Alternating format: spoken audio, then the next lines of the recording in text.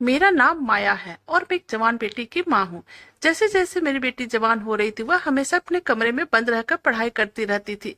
और मैं अपनी बेटी से इस बात से बहुत ही खुश थी, क्योंकि मेरी बेटी पढ़ाई में बहुत ही इंटेलिजेंट थी। वह हमेशा ही अच्छे मार्क्स लाती थी। लेकिन इधर कुछ दिनों से मेरी बेटी अपने कमरे में ही बंद रहती थी और रात में उसके कमरे से किसी की आवाज मुझे सुनाई देती थी। एक दिन सच्चाई का पता लगाने के लिए मैं उसके कमरे में छुप गई और फिर मेरे सामने एक ऐसी हकीकत आई जिसे देखने के बाद मेरे तो होश ही उड़ गए। और फिर 22 साल की उम्र में मेरी शादी हो गई थी और 30 साल होते होते मैं विधवा भी हो गई। मैं अपने पति से बहुत ही प्यार करती थी, इसलिए मैंने कभी भी दूसरी शादी के बारे में नहीं सोचा और अपनी पूरी जिंदगी अपने पति के नाम ही गुजारने का फैसला लिया। जिस समय मैं विधवा हुई थी, उसमें मेरी बेटी की उम्र 6 साल थी। मैंने उसकी परवरिश बहुत ही अच्छे ढंग से की। मैंने उसे कभी भी माँ और बाप का कमी महसूस नहीं होने दिया। भगवान की कृपा से अब मेरी बेटी 20 साल की हो गई है। मेरी बेटी भी मुझसे बहुत ही प्यार करती थी। आज पड़ोस के सभी लोग कहते थे, आपने अपनी बेटी को बहुत ही अच्छे तरीके से परवरिश की है। भगवान करे ऐसी बेटी सभी को दे। लोग मेरी बेटी की बहुत तारीफ किया करते थे और साथ ही साथ मेरी परवरिश की भी। यह बातें सुनकर मेरा सर गर्व से ऊंचा हो जाता है। मेरी बेटी माही सच में बहुत ही अच्छी इंटेलिजेंट लड़की है। वह सारा सारा दिन पढ़ाई करने में बिजी रहती थी और सारी रात वो पढ़ाई करती रहती थी।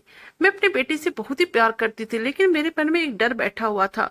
मुझे हमेशा यह लगता था कि कहीं मेरी बेटी को वह राज पता न चल जाए जो मैंने उसे छुपा कर रखा था। मुझे डर था कहीं इस वजह से मेरी और मेरी बेटी के रिश्ते के बीच कोई दरार पैदा न हो जाए। लेकिन मैं क्या करूं, मैं चाहकर भी उसे यह राज नहीं बता सकती थी। इसलिए दिल की बात दिल में ही रखकर बैठी हुई थी। मैं चाहती हूँ कि मेरी बेटी की शादी जल्द से जल्द हो जाए।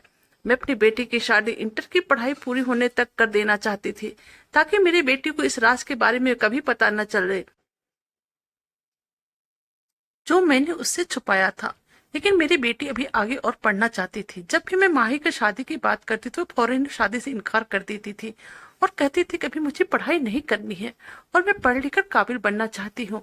मैं पहले जॉब करूंगी, उसके बाद ही मैं शादी के बारे में सोचूंगी। और फिर मैं अपनी बेटी की बात सुनकर चुप हो जाती थी।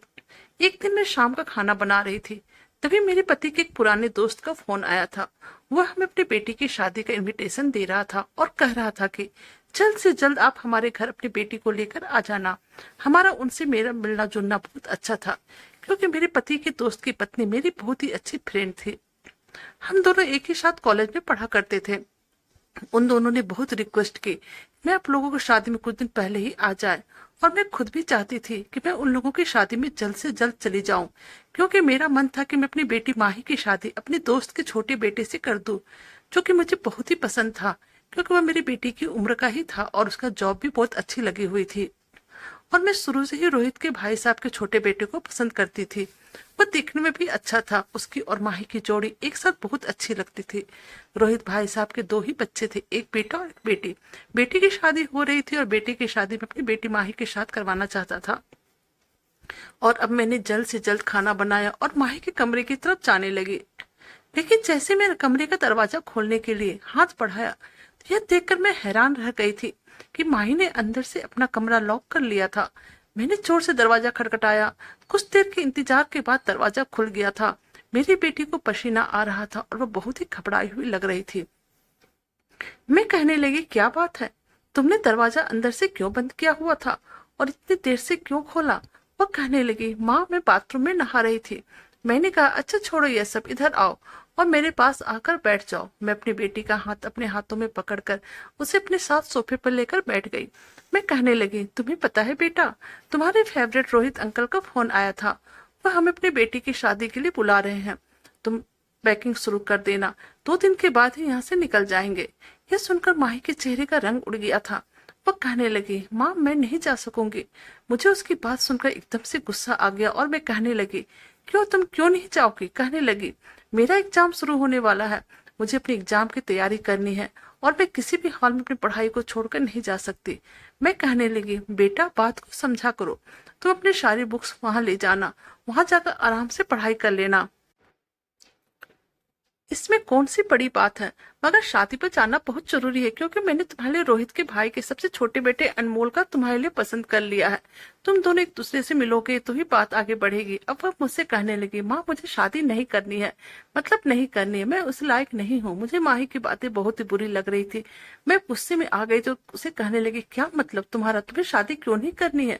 फिर उसने मुझे वही बात कही कि मुझे पढ़ लिख कर कुछ बनना है, इसलिए भी मैं शादी नहीं कर सकती हूँ। उसकी यह बात सुनकर मैं अपने गुस्से को देखते हुए अपने कमरे में चली आई थी। अगले दिन मैंने बहुत कोशिश की मेरी बेटी शादी में जाने के लिए राजी हो जाए, क्योंकि मैं उसकी शादी में लेकर जाना चाहती थी। मैंने तो यहाँ तक कह दिया था कि अगर तुम शादी पर नहीं जाओगी मैं भी नहीं जाऊंगी, लेकिन फिर भी उसने मेरी बात नहीं मानी थी। अब शादी में सिर्फ 5 दिन ही रह गए थे। मजबूरन मुझे अब अकेले ही जाना पड़ रहा था, क्योंकि माही किसी भी कीमत पर तैयार नहीं हो रही थी। अब मैं उसे कहा, देखो मैं पड़ोस में कहकर जाऊंगी, वो 1 हफ्ते के लिए तुम्हारे साथ रहे। फिर माही कहने लगी, मुझे किसी पड़ोसन की जरूरत नहीं है, मैं अकेले भी रह सकती हूँ। अगर वो मेरे कमरे में सोने की कोशिश करेगी तो रात में मुझे पढ़ाई करने में बहुत ही दिक्कत होगी। मैं गुस्से से कहने लगी, तुम जानती हो कि स्टडी करने के साथ साथ अपने पेरेंट्स की इज्जत करना, उनकी बात को मानना भी बहुत जरूरी होता है। फिर तुम मुझे बताओ कि तुम्हारे कमरे में ऐसी कौन सी चीज लगी हुई है जो कि वह तुम्हारे कमरे में सो नहीं सकती है। तुम्हें अगर पढ़ाई करने में कोई प्रॉब्लम आए तुम बाहर सोफे पर बैठकर पढ़ाई कर लेना। फिर माही कहने लगी, माँ आप तो जानती हो मैं अपने कमरे में अकेले रहकर ही अपनी पढ़ाई करती हूँ, तभी मेरा अच्छा मार्क्स आता है। मैं किसी की मौजूदगी में डिस्टर्ब होती हूँ। मैं कहने लगी, अच्छा चलो ठीक है, पड़ोसन मेरे कमरे में सो जाया करेगी और तुम आराम से अपनी पढ़ाई कर लेना। बड़ी मुश्किल से मैं शादी पर जाने के लिए तैयार हुई थी। मुझे मालूम था कि रोहित भाई साहब जरूर ही माही के बारे में पूछेंगे कि शादी में क्यों नहीं लेकर आए। जैसे ही मैं शादी वाले घर में पहुंची तो भाई साहब कहने लगे, अरे भाभी आप मेरी माही बिटिया को क्यों नहीं लेकर आई हो? मैं डरते डरते कहने लगी, वह मेरी बेटी अपनी पढ़ाई को लेकर बहुत ही सीरियस है रहती है, उसके एग्जाम होने वाले हैं इसलिए वह नहीं आ सके। कहने लगे, जब मेरे एग्जाम खत्म हो जाएगी तब मैं अंकल आंटी के यहाँ पे चली जाऊंगी, बस इसलिए नहीं आई, लेकिन वह बाद में आ जाएगी। मेरी सहेली मुझे कहने लगी, ये तो बहुत ही अच्छी है, तुमने अपनी बेटी की परवरिश बहुत ही अच्छी की है। फिर रोहित भाई साहब मेरी तरफ देखते हुए कहने लगे, भाभी शादी वाला घर और खुशी का मौका, इसलिए मैं चाहता हूँ कि मैं आपको एक खुशखबरी सुना दूं। मेरी ख्वाहिश है कि मैं अपनी मरे हुए दोस्त की बेटी को अपने घर की बहू बना लूं। जैसे ही रंजना की शादी की रस्म खत्म हो जाएगी तो मैं तुम्हारे घर माही का रिश्ता लेकर आऊंगा। यह बात सुनकर मेरी आंखों में आंसू आ गए थे। मेरी सहेली ने आगे बढ़कर मुझे गले से लगा लिया और कहने लगी, हमारी दोस्त को अब हमारी रिश्तेदारी बदलने का समय आ गया है। रंजना की शादी में खूब मजा आया था। शादी अच्छे से हो गई और शादी पूरी होने के बाद मैं अपने घर आ गई थी। पड़ोसन तो खुश हो गई थी और मुझे कहने लगी, मैंने तुम्हारी बेटी जितनी अच्छी समझदार लड़की कहीं नहीं देखी है। यह बात सुनकर मैं बहुत ज्यादा खुश हो गई थी। मैंने अपने पड़ोसन की शुक्रिया कहा और बोली कि आपका बहुत बहुत शुक्रिया, आपने मेरे गैर मौजूदगी में मेरी बेटी का ख्याल रखा। मैंने उसको कुछ गिफ्ट भी दिए। उसके बाद वो अपने घर चली गई। मैंने माही से कह दिया था कि रोहित अंकल आंटी ने अनमोल के लिए तुम्हारा हाथ मांग लिया है, वह चाहते कि तुम्हारी शादी उनके बेटे के साथ हो जाए। माही मेरी बात सुनकर खुश नहीं हुई थी। वह मुझे अजीब सी नजरों से देखकर कहने लगी, माँ आपने हमेशा से ही मुझे सिर्फ मेरे पापा के एक ही फ्रेंड के बारे में बताया है, जबकि मेरे पापा के बहुत सारे फ्रेंड थे। मुझे याद है जब मैं छोटी थी तो हमारे घर में रोहित अंकल के साथ साथ मोहन अंकल भी आया करते थे, लेकिन जिस दिन से पापा की मौत हुई उसके बाद से ही मोहन अंकल ने हमारे घर पे आना बंद कर दिया। क्या पापा के मरने के साथ साथ मोहन अंकल भी मर गए, जो आपने कभी उनके बारे में कोई बात नहीं की? माही ने मेरे जख्मों पर नमक छिड़क दिया था। मैं गुस्से से कहने लगी, हाँ नहीं बताया, मैंने तुम्हें मोहन के बारे में नहीं बताया। तुम जानती हो तुम्हारे पापा ने मुझसे लव मैरिज की थी। तुम्हारे पापा की फैमिली वाले हमारी शादी नहीं करना चाहते थे, जबकि तुम्हारे मोहन अंकल का हमारे घर पर बचपन से आना जाना था। हमारी शादी कुछ महीना पहले ही मोहन की भी शादी हो गई थी। तुम्हारे पापा के मरने के बाद मोहन की पत्नी ने मेरे घर में इतनी ज्यादा फसाद फैलाए थे, मेरे ससुराल वाले मुझसे नफरत करने लगे थे और वो मुझे घर से निकालना चाहते थे। और मैं उस वक्त बेसहारा थी, क्योंकि मेरे माता पिता नहीं थे। मैं बेसहारा कहाँ जाती, किसी ने मेरी बात पे यकीन भी नहीं किया था। जिस तरह का कान मोहन की पत्नी ने मेरे ससुराल वालों के लिए भर दिए थे, वह लोग मेरी बात मानने को तैयार ही नहीं थे, बल्कि उन लोगों को मेरी किसी बातों पर यकीन ही नहीं था। वो लोग तो मुझे घर से निकाल रहे थे, लेकिन मैं कह दिया था कि यह घर मेरे पति का है और मैं अपने पति के घर से नहीं जाऊंगी। उन्होंने एड़ी चोटी का जोड़ लगा दिया था और फिर आखिरकार मैंने भी हिम्मत हार गई, क्योंकि तुम मेरे साथ थे। जिस दिन मैं घर से निकलने लगी थी उसी दिन मैंने फैसला कर लिया था, मेरे पति के बचपन के दोस्त मोहन भाई साहब और उनके परिवार से हमारा कोई ताल्लुक नहीं रहेगा, क्योंकि उनकी पत्नी की वजह से ही मैं बेसहारा हो गई थी।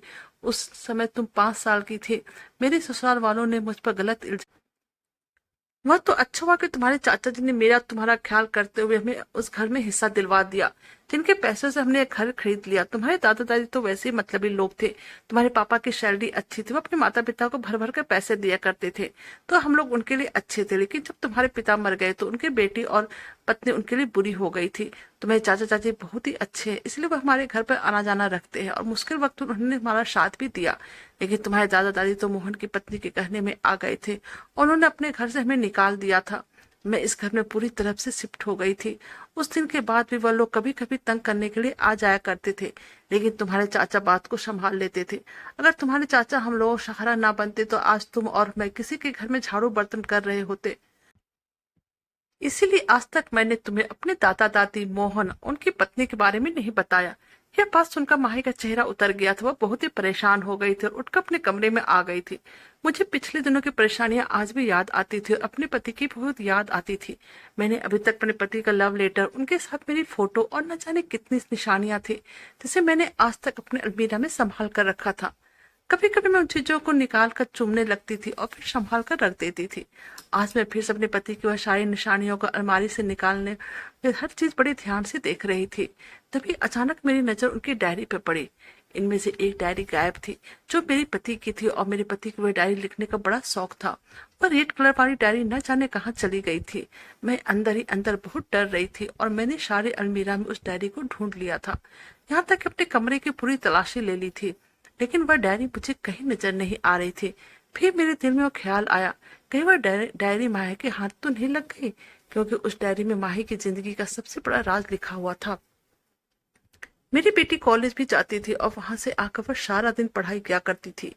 मेरी हर बात को मानती थी, मगर पिछले 1 महीने से मेरी बेटी बहुत परेशान लग रही थी और बहुत ही अजीबोगरीब हरकत भी करने लगी थी।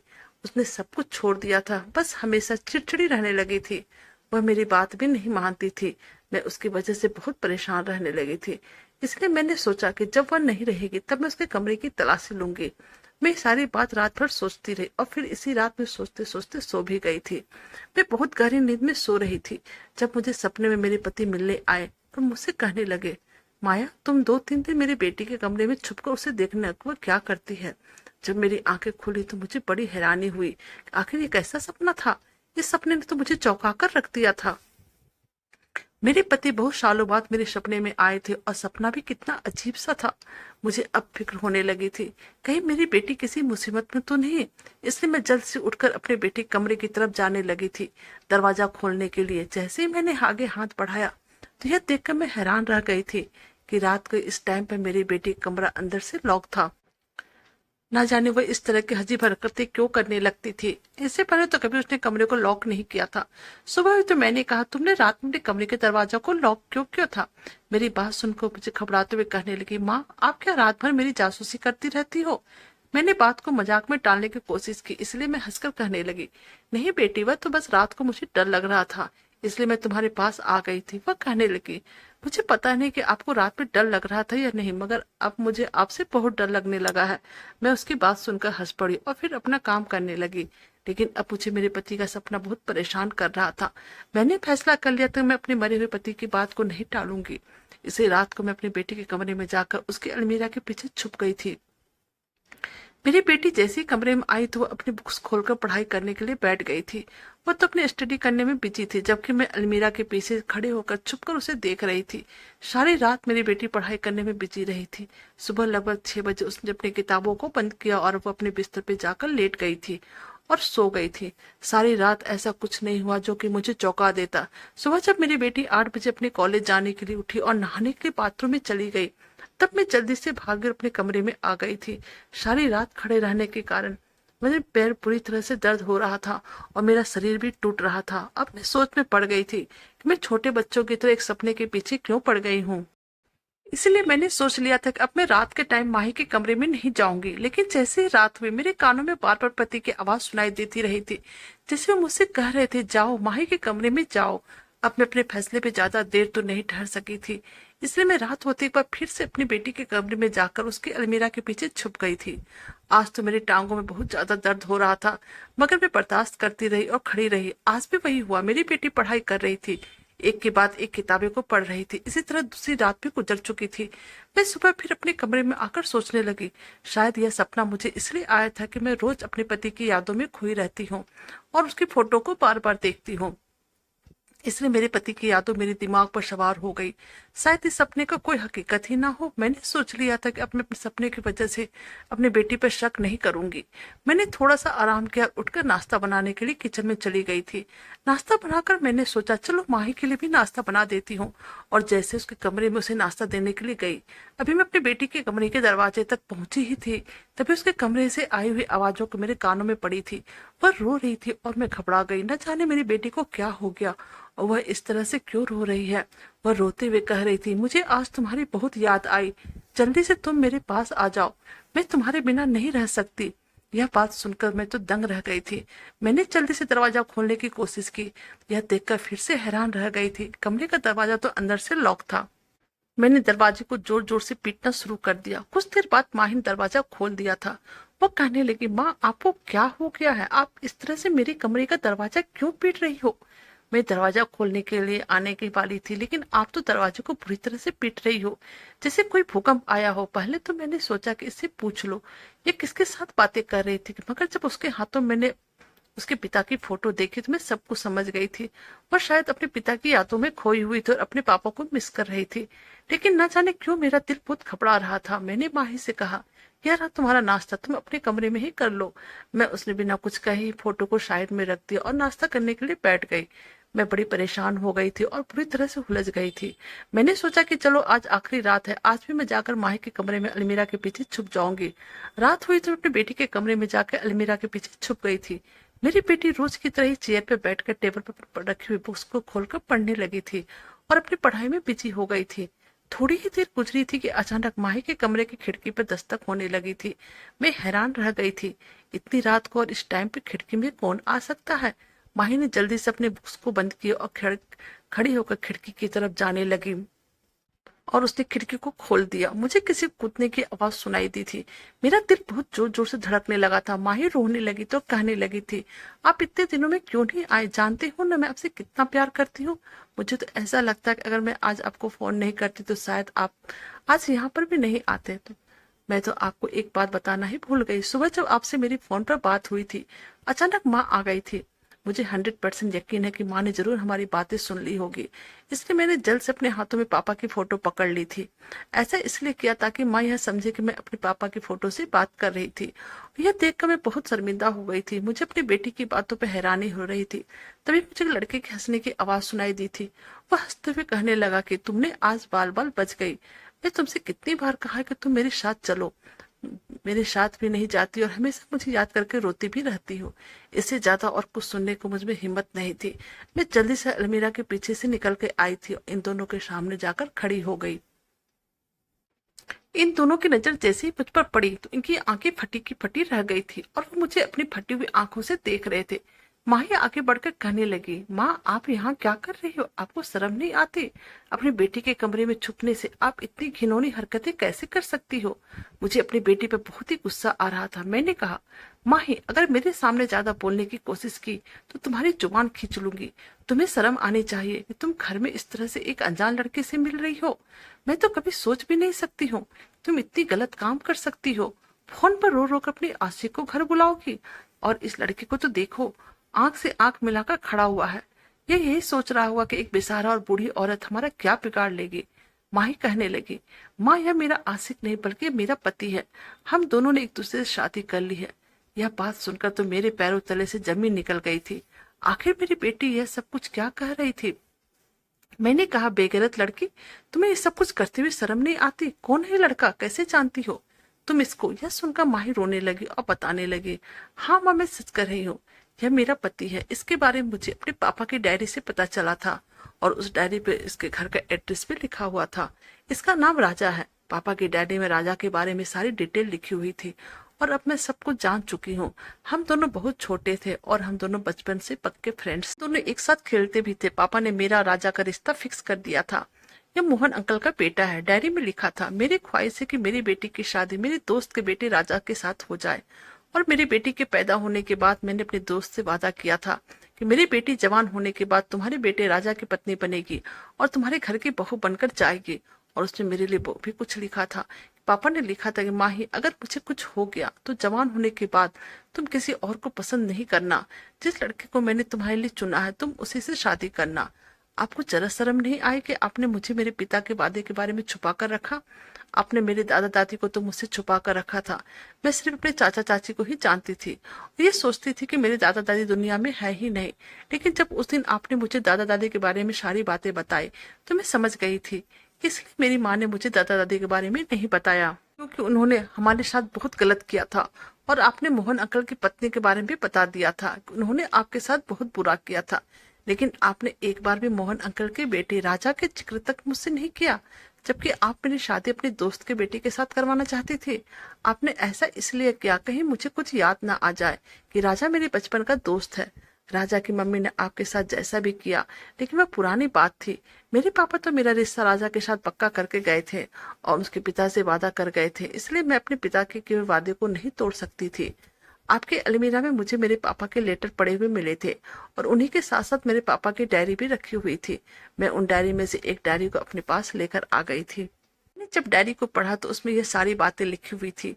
उसमें राजा का एड्रेस भी लिखा हुआ था। इसलिए मैं कॉलेज के बहाने एक दिन रात में मिलने के लिए चली गई थी और बहुत खुशकिस्मती से राजा मुझे मिल गया, जिसे मेरे पापा मेरे लिए चुनकर गए थे। और माँ देखे, अब हम दोनों एक है। मैं माही की बातें सुनकर रोने लगी थी और कहने लगी, बेटी, तुम्हारे पापा के फ्रेंड की पत्नी ने मेरे साथ बहुत गलत किया था। मैं नहीं चाहती थी कि तुम्हारी शादी उस घर में हो जाए जो औरत तुम्हारा जीना दुश्वार कर दे, क्योंकि जिस औरत ने मुझे नहीं बख्शा तो फिर तुम्हारे साथ क्या हाल करती।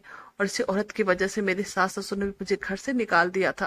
मुझे डर था कि अगर अपने पति की इस वादे की लाज रखते हुए तुम्हारी शादी राजा से करवा दी तो राजा की माँ सारी जिंदगी तुम्हें ताने देगी और परेशान करेगी, भी तुम्हें सुखी नहीं जीने देगी। और अगर मेरी बेटी अपनी जिंदगी में खुश नहीं रहती तो मैं जीते जी मर जाती।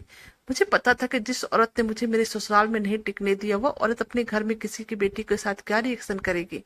मेरी बातें सुनकर माही रोने लगी और कहने लगी, नहीं माँ, मैं अपने पिता के कोई वादे को पूरा करना चाहती थी।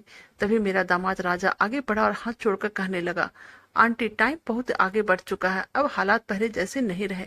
सब लोग अच्छे हो चुके हैं। और मैं आपको बता दूं, माँ की तबीयत बहुत ज्यादा खराब रहने लगी है। माँ को पैरालाइज हो गया है, जिसकी वजह से वह ना तो बोल सकती है और ना ही हिलडुल सकती है। डॉक्टर ने कुछ दिनों का ही टाइम दिया है। माँ की हालात बहुत ज्यादा सीरियस है। आप मेरे साथ चलो और माँ को उनकी गलती के किए हुए माफ कर दो। शायद उनकी जिंदगी के जो पल रह गए वो उनको सुकून से जी सके। मेरी बेटी राजा के साथ शादी तो कर चुकी थी, अब मेरे पास इनकार करने की कोई गुंजाइश ही बाकी नहीं थी। मैं राजा और माही के साथ राजा के घर चली गई थी। मैं वहां पर गई तो राजा की माँ के हालात बहुत बुरे थे। वह बेड पर लेटी हुई थी। मुझे उसके हालात देखकर बहुत ही तरस आ रहा था। मुझे देखकर उसकी आंखों में आंसू आ गए थे। वह कुछ बोल नहीं सकती थी, लेकिन उसकी आंखों से मुझे ऐसा लग रहा था जैसे कि माफी मांग रही हो। मैंने उसके करीब जाकर कहा, मैंने तुम्हें माफ किया। अब हमारे बच्चे शादी कर चुके हैं, इनको आशीर्वाद दो। यह सुनकर कल्पना के आंखों में आंसू निकलने लगे थे और वो रो रही थी। मोहन भाई साहब भी मुझे देखकर बहुत खुश हुए थे। उन्होंने बताया कि भाभी, जब से कल्पना की तबीयत खराब होनी शुरू हुई थी वो तभी समझ गई कि तो उसने आपके साथ गलत किया था। भगवान उसको इसी चीज की सजा दे रहा है। वह आपसे माफी मांगना चाहती थी, लेकिन उसकी कभी भी हिम्मत नहीं हुई कि वह आपसे माफी मांगे। इसलिए उसने कहा कि जब मैं ठीक हो जाऊंगी तो मैं खुद माया के घर जाकर उससे माफी मांगूंगी। लेकिन इसकी हालात तो दिन ठीक होने के बजाय दिन पर दिन खराब होती चली गई थी और वह आपसे माफी नहीं मांग सकी। जब एक दिन हमारे घर माही आई, उसने सब कुछ बताया तो मैंने खुद इन दोनों बच्चों की शादी करवा दी। हमने आपको इसलिए नहीं बताया क्योंकि हमें पता था कि आप कभी भी इन बच्चों की शादी के लिए तैयार नहीं होंगी, क्योंकि आपके साथ बहुत बुरा किया गया था और मैं अपने दोस्त की बातों को भी पूरा करना चाहता था। भाई साहब मेरे सामने हाथ जोड़कर खड़े हो गए और कहने लगे, भाभी, मैं अपनी पत्नी की तरफ से आपसे माफी मांगता हूँ। मेरी पत्नी को माफ कर दो और साथ ही साथ मेरे बच्चों को भी, जिन्होंने आपस में छुपकर शादी की। मेरी बेटी खुश थी, यही मेरे लिए बहुत था। मैंने मोहन भाई साहब को कहा, अब जो हुआ सो हुआ, आपको शर्मिंदा होने की कोई जरूरत नहीं है। मैंने कल्पना को माफ कर दिया। यह कहकर मैं घर वापस आ गई थी। अगले दिन जो खबर आई थी उसने मेरे पैरों तले जमीन निकाल दी थी। माही ने बताया कि कल्पना की मौत हो गई है। उसकी मौत पर मुझे बहुत अफसोस हुआ था। अब मेरी बेटी अपने ससुराल में रह रही है, बहुत ही खुश है। इसी तरह से मेरे पति का सपना भी पूरा हो गया था और कल्पना ने जो किया था उसे उसकी सजा भी मिल गई थी। तो दोस्तों, कैसी लगी आपको हमारी यह कहानी? प्लीज आप हमें कमेंट कीजिएगा। अगर हमारे चैनल पर नए हैं, हमें वीडियो को लाइक, सब्सक्राइब और शेयर कीजिएगा। Thank you.